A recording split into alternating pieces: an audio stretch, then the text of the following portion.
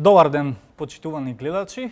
Како што можевте да видите, оваа машина пред малку или овој мотор ја донесе на Македонија првата титула на БМУ Европскиот шампионат во класата СП 125, но би рекол еден од најзаслужните нели за оваа прва титула на Македонија е нашиот најдобар мотоциклист во овој спорт, Христијан Бузалковски. Добре дојде. Да. Христијан, од неодамна станавте и шампион нели во оваа класа, 11 подиуми од 11 трки. Да, точно. Значи оваа година јас и мојот тим Ендуро тим водно за прв пат во мојата тркачка кариера успеавме да дојдеме до БМУ европската титула во класата СП 125 и во оваа сезона од вкупно 11 трки успеавме 11 пати да бидеме на подиумот, односно 7 пати да се качиме на највисокото место на подиумот, односно да ги освоиме 7 први места, а другите 4 трки да останеме на некој од другите места на подиумот. Добро, зошто ги оставивте тие места или на тие 4 трки не бевте прв? Па не е дека ги оставивме намерно, дека ние не сакавме, заради банални и ситни проблеми не успеавме да ги победиме и тие 4 трки.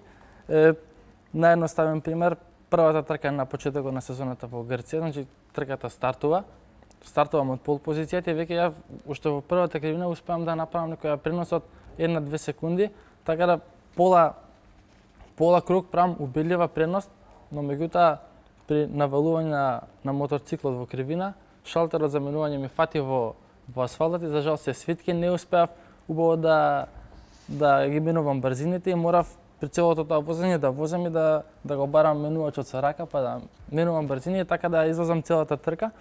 Така да тие се тие ситни проблеми што не оддалечија 4 пати од највисокото место на подиумот.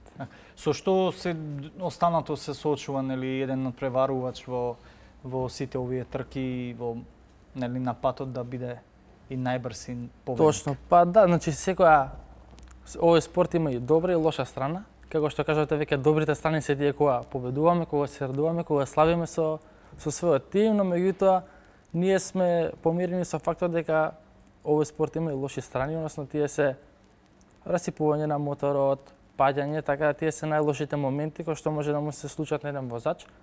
И се трудиме јас и мојот тим колку што е можно повеќе да ги избегнуваме тие непосакувани моменти. Но дали може да се избегнат таквите проблеми и после нели последиците кои следуваат? Па можеби не може, бидејќи тоа е моментот. Бидејќи фокусот секогаш е да бидете најбрз и победник. Кога сакате да бидете најбрзи, мора да има такви моменти, како викаат, ако се е под контрола, не си доволно брз, така да мора нешто да фали.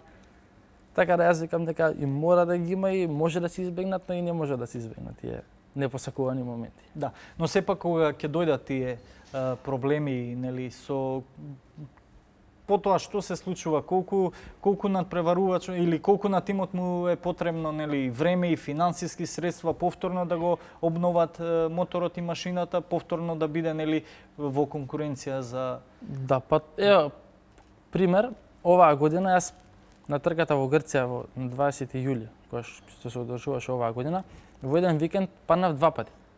Од првата причина е тоа што проблеми со гумата, при влез во кривина едноставно гумата го изгуби грипот и јас паднав и се оштети неколку делови од моторциклот, како што се ногарка, пластика, рачка, шалтерот за кожица, така да тоа одзема време, но меѓутоа се дека тоа се случи на слободен тренинг. Имавме цел ден да го направиме моторот, а вториот ден, односно на трката, паднав поради моја грешка.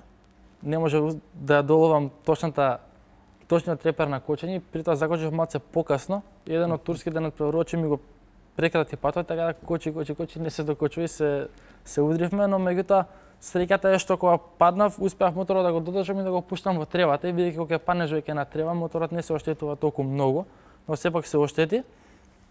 И трката се рестартираше бидејќи турскиот надпреварувач имаше проблем со раката при лошо слетување од моторциклот, така да имавме некои 5 минути време да го приспособиме моторот кога да се повам пак на трката. Нормално не може да се направи комплетно темел за толку краток период, но меѓутоа благодарение на мојот тим успеавме колку толку да го вратиме во таа некоја си првобитна состава за да ја повторно можам да настапам на на трката. Така, сето ова зборуваме за трки кои се одвиваат надвор од Македонија. Точно. Поточно, нели, овие сега изминатиот период и победата е во регионов на Балканот. Каде сме ние во сето тоа? Каде е Македонија со овој спорт? Па, моментално Македонија е на пониско ниво, за разлика од другите држави. Прв пример е тоа што нашата држава нема тркачка патека. За разлика од Бугарија, од Србија, од Грција, од Романија, каде што во сите тие држави моите конкуренти имаат каде да тренираат. Така да ние Тоа е и најголемиот проблем, тогаш каде тренира Христијан? да, па моментално и најблиску и најисплатливо финансиски ние дориме во Грција, бидејќи тоа е најисплатливо за нашиот буџет, за буџетот со кој што располага нашиот тим. А дорека може да се оди на други стази, но меѓутоа сето тоа нели си Значи мора и од буџетот да се делат и за тренинг, бидејќи во Македонија не постојат патеки каде што може еден надпреварувач да билда и темпира својата форма. Тогаш како се снаоѓа со спонзорите? Колку државата помага? Па морам да признам дека оваа година имам официјален спонзор кој што ми помага од трка во трка. Тоа е компанија Велковски.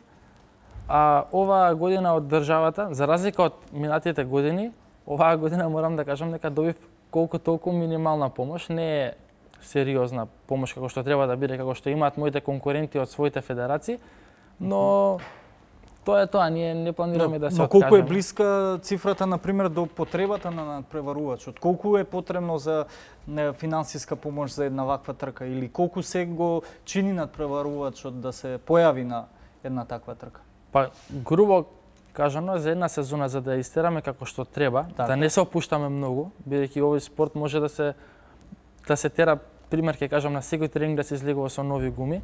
Ние колку толку штедиме и пробуваме да потрошиме што е можно помалку, бидејќи располагаме со многу помал буџет, така да грубо собрано без скупен моторцикл, само да се настапи на овие трки од овој шампионат, кој чини околу 10.000 евра. Од 10 до 15.000 евра. Федерацијата барем половина може да покрие тоа? Па оваа година не успеа. Се надевам дека се надеваме но сега имаме шампион, така да и предизвиците или плановите треба да бидат нели поголеми. Да се повтори, да се оди. Се надевам дека чекор понапред. Конечно кога веќе доровме до таа титула, ќе можеби Федерацијата, Агенцијата за млади спорт ќе се заинтересираат да финансираат во мене, па ќе видиме како ќе биде понатаму. Така, што следува? Кои се вашите предизвици сега? Па веќе планот за следната година е да се настапи на друг шампионат на Алпа Адрија, заедно со својот официјален спонзор компанија Велковски веќе набавивме нов моторцикл, кој што се надеваме дека ќе биде доволно добар и конкурентен за тие стази, за тие надпреварувачи кои што не чекаат во тој шампионат, така да ние ќе дареме се од себе и ќе се потрудиме да се представиме во најдобро светло. Со еден мотор се постигнува сето тоа или? Па се постигнува, убаво би било со два, но меѓутоа доаѓаме од држава каде што нема стаза, па така да еден моторцикл е сосема доволен за нас. А сега шампионската титула само со оваа машина е освоена? Да, со оваа машина, оваа Априлија од 125 кубни сантиметри, така да со овој мотор успеавме да дојдеме до шампионската титула, а за разлика од другиот моторцикл кој што е исто од 600 кубни сантиметри, не успеавме да се појавиме на сите трки, бидејќи моторот два пати се расипаја, а дефектите за да се поправат чинат многу пари. Така да јас и мојот тим пресметавме дека не е финансиски исплатливо за оваа година да продолжиме да се надпреваруваме во две класи, него само да се фокусираме на 125-ката, да победиме, да го освоиме шампионатот и да донесеме титулата во нашата држава. Веќе освоена и донесена, до каде си во СП 600?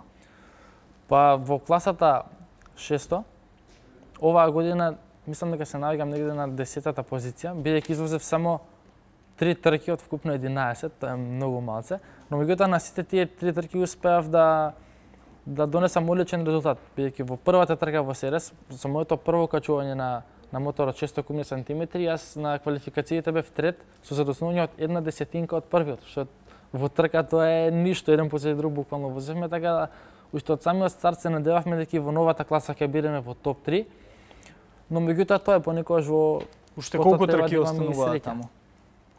Па моментално паралелно се возат исто и оваа класа и таа класа, така да моментално БМУ европскиот шампионат е завршен, а останува уште една трка од бугарскиот шампионат, каде што ќе се надпреваруваме само во класата SP125 и се надевам дека ќе дојдеме до уште една победа и ќе успееме да освоиме бугарската титула. Така, веќе утре патувате, ако не се лажам, Да, за точно. Бугарија. Таму Се надеваме дека ќе победиме. Како и секогаш. конкуренцијата е силна. Па да, конкуренцијата е силна на сите стази, бидејќи истите надпреварувачи се надпреваруваме на сите стази, така да никогаш не било лесно, но ќе го дадеме својот максимум. Се надевам дека нема да се опуштите и покрај тоа што сте нели шампиони и ги Точно. освоивте предходните трки. Се надевам ќе се покажете уште подобро светло и нормално секоја победа е драга на некој начин. Точно така. Кристијан, ти благодарам што беше денес мој гостин. Се надевам со нови успеси ќе се видиме повторно во ова студио. Се надевам. Така, почитувани гледачи, ви благодарам на вниманието. Останете и понатаму со програмата на 1 ТВ.